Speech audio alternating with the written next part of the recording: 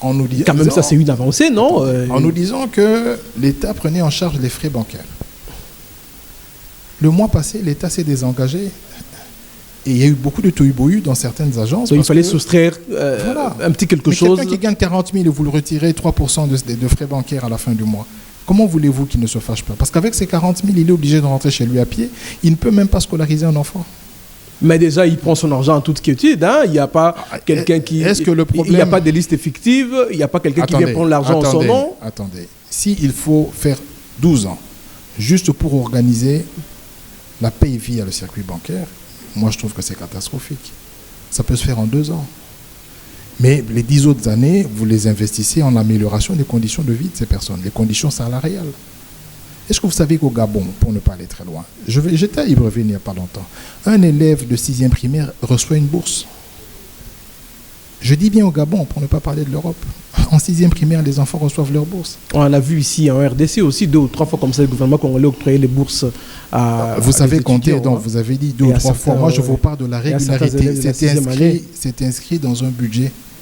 Et ils commencent à recevoir cette bourse à partir de la 6e primaire et ils la reçoivent jusqu'à l'université. Donc là, vous me parlez de 2 ou 3 fois parce que c'était exceptionnel. Si c'était quelque chose de régulier, vous n'alliez pas en parler. Vous allez me dire un principe. Vous allez me dire, oui, chez nous aussi, on paye les bourses. On ne le fait pas.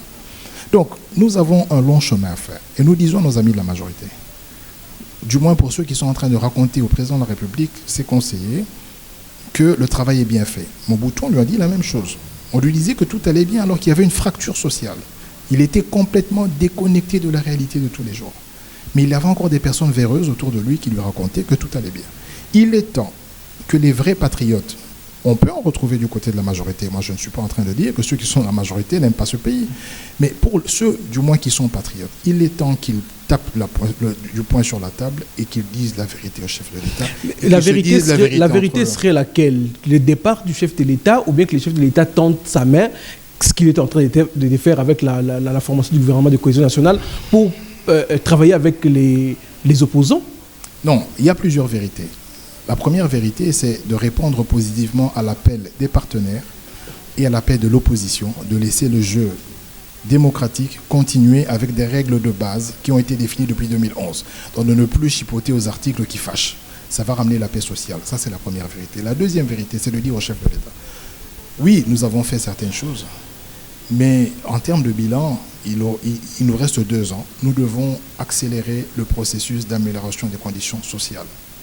On nous parle de construction de 300 écoles et moi je vais simplement répondre que hier encore, il y a une semaine, l'UNESCO a publié les chiffres pour nous dire qu'il y a 6 millions d'élèves qui ne vont pas à l'école ou d'enfants qui ont besoin d'aller à l'école mais qui ne peuvent pas y aller.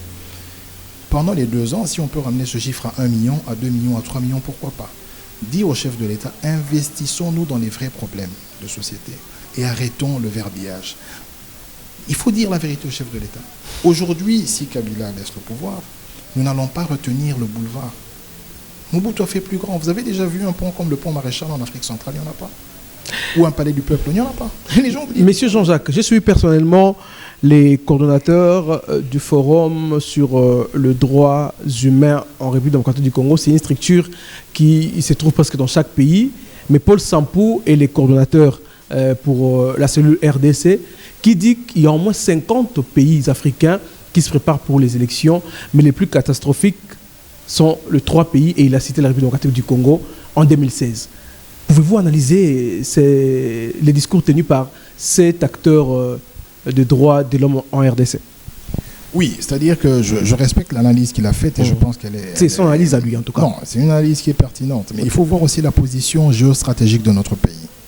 Nous venons de terminer, nous gérons... Il dit catastrophique et dangereuse. Oui, parce que nous sommes entourés par 9 pays. Si nous renvoyons un mauvais signal et que le pays n'en reste pas stable par rapport à ce signal-là, ça va continuer. Nous avons abrité ici les FDF Nalou, nous avons abrité les FDLR, nous avons eu des rébellions. Écoutez, depuis que l'AFDL est arrivé ici, la paix, au nom de laquelle Mobutu parlait tous les jours, ça c'est un autre sujet, on va y arriver. Hein, voilà, donc cette paix-là, nous ne l'avions plus vécue, surtout pour nos frères qui sont à l'Est. Mais pire encore, maintenant à Kinshasa, c'est la même chose. pas plus tard que la semaine passée, il y a eu 2 fois des braquages à Delvaux. On a tué, on ne fait que tuer. Les gens deviennent de plus en plus... il n'y a pas très longtemps aussi. Les gens deviennent de plus en plus violents. Donc ce n'est pas un bon signal. On doit rapporter la tranquillité. Il est dans la responsabilité du chef de l'État, de la majorité, de considérer tous ces faits pour apporter le calme. Il faut que les gens réfléchissent sereinement. Alors, l'analyse qu'il a faite, elle est pertinente dans le sens où nous avons une position géostratégique et que c'est un couteau à double tranchant. Soit nous donnons un bon exemple à la de démocratie, et nous donnons un élan pour l'Afrique entière, pas seulement la région, mais toute l'Afrique. Soit nous rentrons dans le carcan des personnes qui veulent individualiser les débats, individualiser les institutions, et nous allons revenir à l'époque de Mobutu, qui est une époque qui était décriée. Donc le président Joseph Kabila, a eu cette opportunité de diriger jeune ce pays, laisser comme héritage des règles démocratiques et partir selon les règles démocratiques, c'est la plus grande chose qui fera de lui l'un des plus grands paysans d'Afrique. Maintenant, s'il ne veut pas le faire, c'est sa responsabilité. Ou s'il veut le faire et qu'on le pousse à ne pas le faire, c'est la responsabilité de ceux qui le poussent à ne pas le faire. Ok. Monsieur Jean-Jacques, l'opposition se coalise cette fois-ci. Hein? Il y a des coalitions en coalition. Les tout récents, comme je l'ai dit, la toute récente coalition, c'est celle du MLC, UDPS, UNC. Rarement on voit ces grands partis politiques de l'opposition se mettre en crème pour un objectif. Est-ce que cette fois-ci, on peut dire que l'opposition est ensemble? On ne parlera plus de la dislocation ou que chaque parti de l'opposition va aller sur son chemin. Bon, vous savez, il y a un souci avec les regroupements politiques dans notre pays. Ici, ce sont des regroupements pour les besoins de la cause. Donc, nous sommes tous d'accord sur des faits, sur certaines assertions, des enjeux de l'heure, et nous nous coalisons pour unicité de pensée, unir nos actions et ainsi de suite. Ce sont des regroupements pour raison de la cause. Est-ce que c'est les plus grands enjeux que la RDC ait connus? Oui, parce que nous sommes convaincus. Au MLC, nous restons convaincus que si les règles démocratiques sont respectées, et pour autant même qu'il y ait quelqu'un de la majorité qui reprenne le pouvoir, nous ne sommes pas en train de dire qu'il faut qu'il y ait absolument alternance. L'alternance, c'est la démocratie qui va la créer, c'est le suffrage universel qui la créera. Ça veut dire c'est le peuple qui créera l'alternance. Nous sommes simplement en train de dire que même si c'est la majorité qui va continuer, mais ne renvoyons pas ce signal que nous allons faire des constitutions qui sont taillées sur un modèle physique ou individualiste. Okay?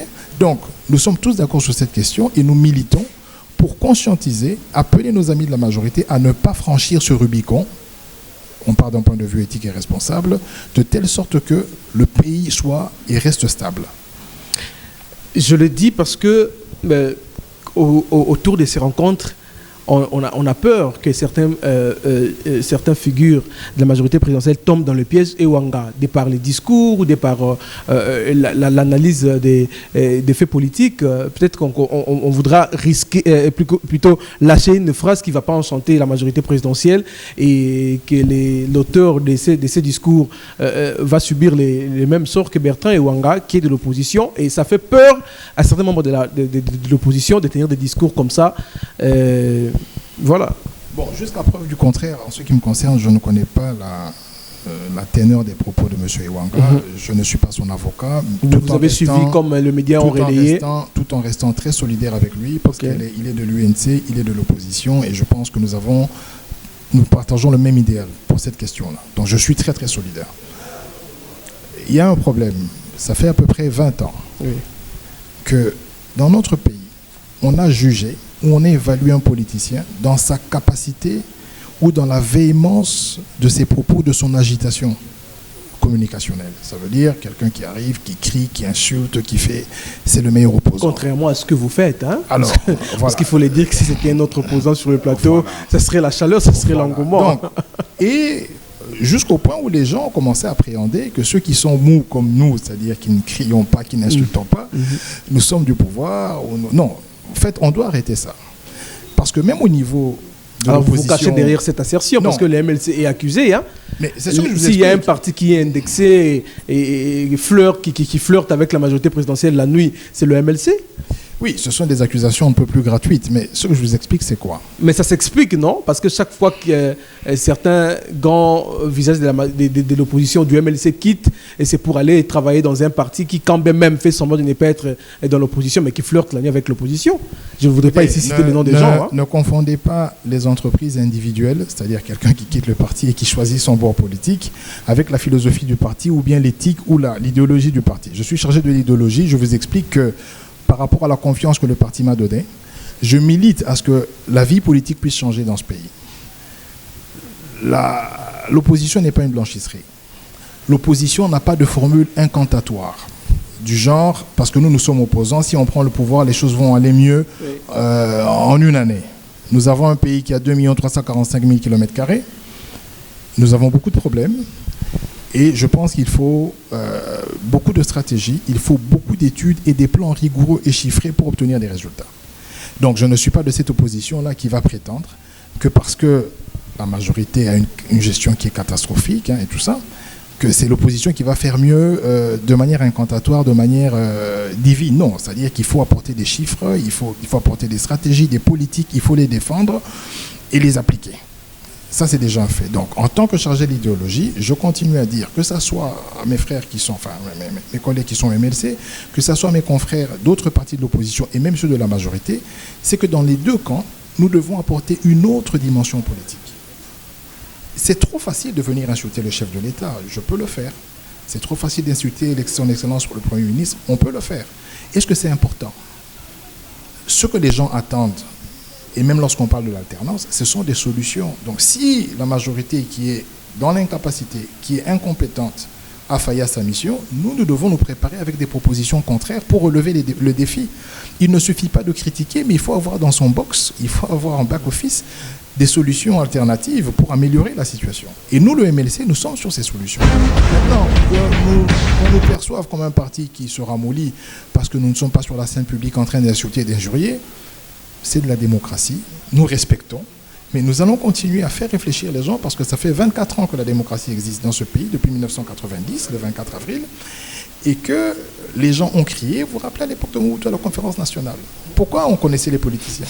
Ok, on me fait signe que nous tendons pratiquement vers la fin de l'émission, mais on va prendre les deux petites questions qui nous restent. On prend la problématique du FDLR, l'ultimatum donné par la CIRGL, que les FDLR d'ici le mois de décembre doivent arrêter et d'opérer sur le sol congolais.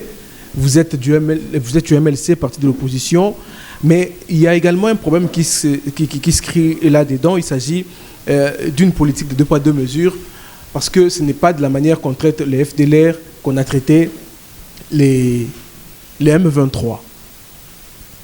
Votre analyse, M. Jean-Jacques? Bon, écoutez, vous savez, c'est une question délicate qui relève du droit international. Oui.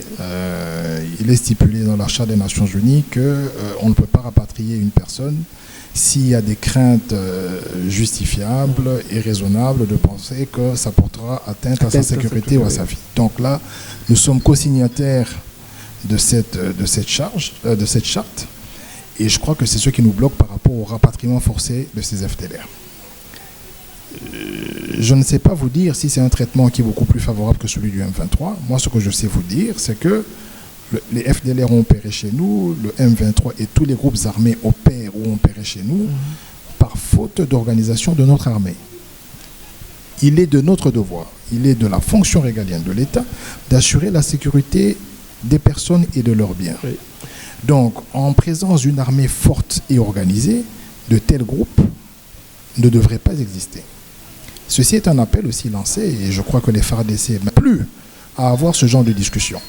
Mais pour autant que ces discussions existent et que les FDLR sont sur notre sol, nous espérons, et nous sommes en train de suivre ça de très près, que cet ultimatum sera respecté et que dans la partie Est et nulle part ailleurs au Congo, nous entendrons encore ce genre de choses, c'est-à-dire des personnes qui prennent les armes pour des raisons un peu plus obscures et qui même donnent des conditions pour leur désarmement. Ça, c'est un peu un luxe. Mais comme je vous le dis, ce luxe-là est lié à la faiblesse que nous avons accusée durant ces 10 dernières années. D'accord. On prend une autre question. Celle-là ne regarde pas... Oui. À une certaine mesure, cela regarde également la classe politique, mais c'est beaucoup plus pour les journalistes. Aujourd'hui, les journalistes sont en danger parce que quand il faut parler d'un fait social, par exemple, une société qui est mal gérée et les travailleurs prennent la rue justement pour faire entendre leur voix, et les journalistes reprennent ces faits pour en parler dans son émission. Ben voilà, les journalistes deviennent la cible de la personne qui est à la tête de cette société. Il y a des appels anonymes, il y a des SMS, des menaces et tout ça. Vous êtes de la classe politique, quand même de l'opposition.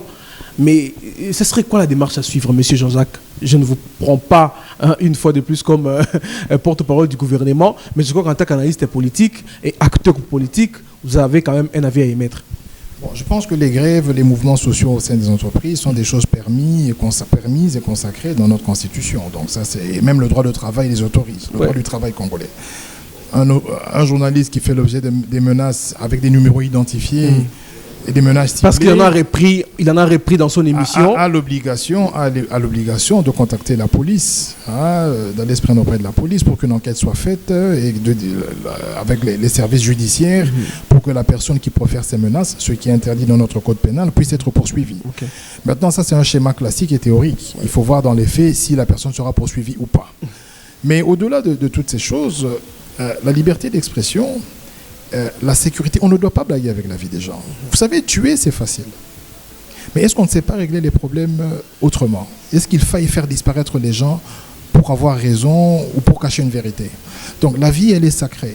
Et cet appel, il n'est pas simplement congolais, il est africain, il est panafricain. Je vous explique, lorsque moi et vous, ou vous et moi, ou vous et un Rwandais ou un Ougandais allez en Europe, on vous dit, ou on vous qualifie de noir. Parce que nous avons des mêmes caractéristiques physiques. Donc en tant qu'Africains, parce que nous nous réunissons autour de ça, en tant qu'Africains, en tant que Noirs, en tant que membres de l'Afrique centrale, nous devons redonner le caractère sacré de la vie. Okay. Quelqu'un qui est dans l'erreur, quelqu'un qui commet une infraction, quelqu'un qui n'a pas la même opinion que vous, qui pense différemment, a le droit de vivre.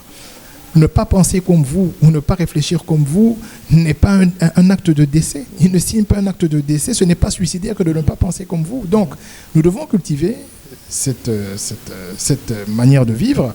Et pour ce cas bien spécifique, comme je vous le dis, vous recevez ce genre de menaces, mais vous allez à la police des polices, vous présentez la situation. On peut retracer qui vous a envoyé le SMS, on suivra ces personnes et l'enquête sera faite. Pour autant que nous ayons une justice équitable. Voilà. D'accord. Merci. On va finir avec cette petite question qui sort de l'ordinaire. Mais c'est, comment je dirais, il y a certains de cette boîte qui appellent cette question Made in Baraka Télévision, Made in Honorable. Monsieur Jean-Jacques Mamba, vous êtes de l'opposition, ça on le sait. Et un jour comme ça, vous vous réveillez, vous attirez la sympathie du chef de l'État et qui vous appelle personnellement et vous propose un poste ministériel. Il vous dit, venez, vous allez travailler au sein de mon gouvernement, mais choisissez vous-même le poste qui vous convient. Bon, déjà c'est un peu marrant, c'est de la fiction. Il y a un cadre bien défini dans lequel ou par lequel les gens peuvent coaliser dans un gouvernement lorsqu'ils sont de bords politiques différents. C'est-à-dire, lorsque vous avez de la majorité de l'opposition sur un gouvernement, il y a des accords préalables et ça se fait au niveau des partis. Mais qu'il s'agit aussi du pouvoir discrétionnaire du chef de l'État. Restons dans votre fiction pour répondre, parce que vous n'avez pas l'impression que j'ai lu de la question. Plutôt pouvoir discrétionnaire, qu'on laisse rester là. Voilà. Moi, mon rêve dans ma vie, ma première préoccupation, mon premier rêve, c'est devenir un jour ministre de l'Éducation nationale. Seulement. Si nous serons un pays, oui, juste ça, si nous serons un pays émergent, dans 30 ans, ça va passer par la tête. Autant la Chine, le Japon et tout ça, ça va passer par le cerveau. Nous avons du potentiel, nous avons un pays... Ça, c'est la passion qui vous fait parler. Non, ça, ce n'est pas la passion, mais c'est une responsabilité. Ce pays ne va se développer que si, là où nous sommes, nous investissons massivement dans la formation de ceux qui vont diriger, pas seulement au niveau de l'administration et tout ce qui est la gestion, mais aussi tout ce qui est de la reconstruction, c'est-à-dire tout ce qui est technique. Donc, il faut qu'on investisse massivement pour permettre à ce pays de se développer. Et moi, le ministère que j'estime être le plus important, c'est celui de l'Éducation nationale. Merci. Et que votre vœu vous soit entendu. Ce n'est pas un vœu, c'est une fiction. Je ne parle pas de ces gouvernements ou de ces chefs de l'État. Peut-être que pour le gouvernement à venir. Merci d'avoir accepté cette invitation. Je vous remercie devant les téléspectateurs. Ça a été si facile. Et merci. Et la porte reste grandement ouverte à chaque fois. Et nous vous recevrons pour discuter certains points d'actualité avec vous. À vous, madame, messieurs, qui avez suivi cette émission, je vous remercie infiniment. Et je vous retrouve très prochainement dans un autre numéro. Mais suivez cette émission en 5 rediffusions sur Baraka Télévision, votre chaîne. Merci, au revoir.